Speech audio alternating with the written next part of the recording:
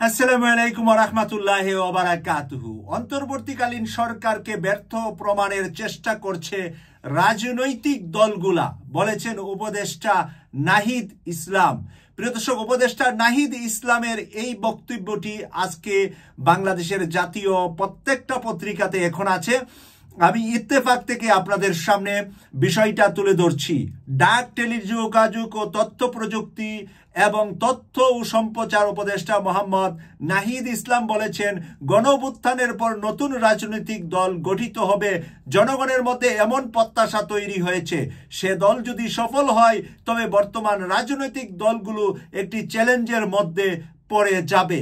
প্রিয় দর্শক, একটি নতুন রাজনৈতিক দল তারা গঠন করবে, আর সেই রাজনৈতিক দলটা হলে পুরাতন বাংলাদেশের রাজনৈতিক দলগুলা একটি চ্যালেঞ্জে পড়ে যাবে নতুন দলের সাথে।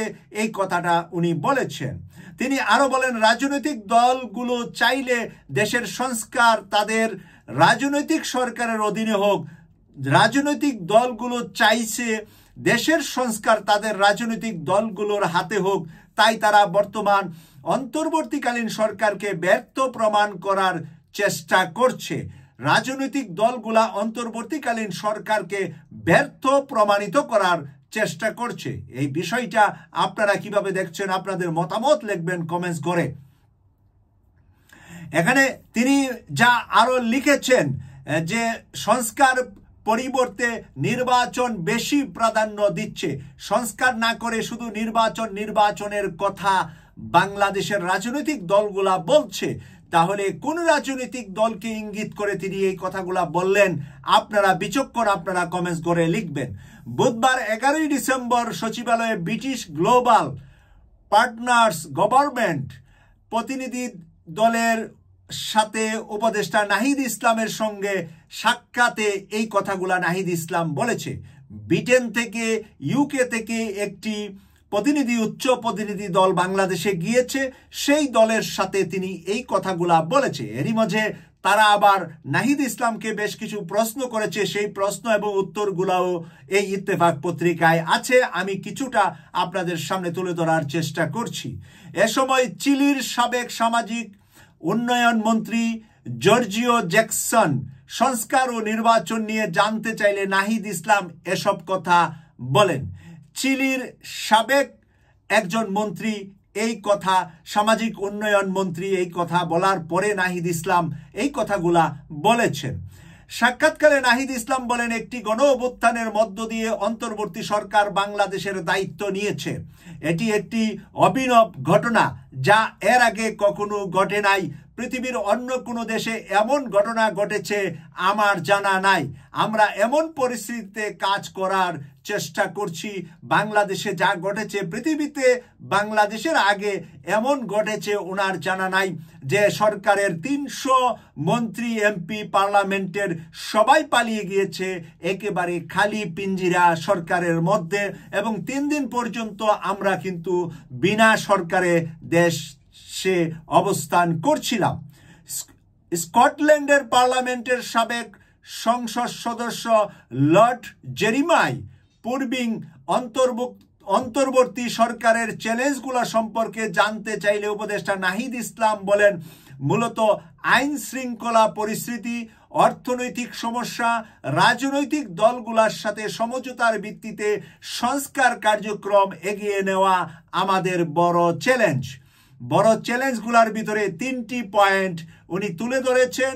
আইন শৃঙ্খলা, অর্থনৈতিক, আরেকটি হলো রাজনৈতিক দলগুলোর সাথে সংস্কার কার্যক্রম এগিয়ে নেওয়ার বিষয়টা, যাতে করে রাজনৈতিক দলগুলা তাদেরকে সময় দেয় এবং সেই সংস্কারের কাজটা তারা করতে পারে। তা না হলে উনি যা বুঝাচ্ছেন, যেই লাউ সেই কদু। আগের বাংলাদেশের আর 24-এর গণ অভ্যুত্থানের বাংলাদেশের আর কোনো পরিবর্তন, আর কোনো নতুনত্ব অথবা জনগণ কোনো উপকারিতা পাবে না। তাহলে 1,500 মায়ের সন্তানের জীবনের লাশ এবং 25,000 মায়ের সন্তানের হাত পা অঙ্গ প্রত্যঙ্গ হারিয়ে যারা পঙ্গু হয়েছে, তাদের কাছে তাহলে কি জবাব দিবে বর্তমান এই অন্তর্বর্তীকালীন সরকার? Foreign commonwealth and development officer Mark চার্জার অন্তর্বর্তী সরকার তাদের কাছে কোন কোন বিষয় সহযোগিতা চায় জানতে চাইলে উপদেষ্টা বলেন, অভ্যুত্থান পরবর্তী গণতান্ত্রিক প্রক্রিয়া এবং গণহত্যার বিচার বিষয়ে আপনাদের অভিজ্ঞতা ও পরামর্শ আমাদের খুবই গুরুত্বপূর্ণ কথা বলেছেন। আপনারা কি চান? টাকা পয়সা, ধন দৌলত, দেশের উন্নয়ন, ওই overbridge, airport, rail line, plane line, কিছুই উনি চান নাই। চেয়েছেন কি অভ্যুত্থানের পরবর্তী গণতান্ত্রিক প্রক্রিয়া, অভ্যুত্থানের পরবর্তী গণতান্ত্রিক প্রক্রিয়াটা কেমন হবে তাদের কাছ থেকে পরামর্শ চেয়েছেন। আর চেয়েছেন গণহত্যার বিচার বিষয়ে আপনাদের অভিজ্ঞতা এবং পরামর্শ আমাদের জন্য খুবই গুরুত্বপূর্ণ। সেলুট জানাই নাহিদ ইসলামকে এই গুরুত্বপূর্ণ কথাটা এই তরুণ উপদেষ্টা বলার কারণে। আন্তর্জাতিকভাবে নানান অপপ্রচার চালানো হচ্ছে জানিয়ে নাহিদ ইসলাম বলেন, গণ অভ্যুত্থানকে অনেকেই ঠিক মতো ব্যাখ্যা করতে পারছে না। কিভাবে এত অল্প সময়ে এত বড় একটি স্বৈরাচারের পতন হলো তা মানুষকে বুঝতে পারছে না। ফলে দেশের ভেতরে এবং বাইরে নানান রকম ষড়যন্ত্র হচ্ছে। সংখ্যালঘু নির্যাতন নিয়ে অপপ্রচার চালানো হচ্ছে। এই আন্দোলনটা যে গণতান্ত্রিক অভ্যুত্থান তা অনেকেই অস্বীকার করার চেষ্টা করছে।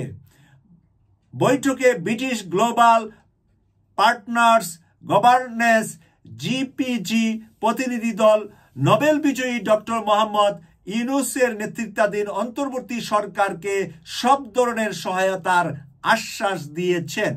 সর্বশেষ ফলাফলটা হলো সব ধরনের তারা সহযোগিতা দিবে বলে এসেছে। তার আগে হাসিনার প্রেতাত্মারা কিছু পার্লামেন্ট মেম্বার দিয়ে ব্রিটেন থেকেও বাংলাদেশের অন্তর্বর্তীকালীন সরকারের বিরুদ্ধে নানা অপপ্রচার চালানোর চেষ্টা করেছে।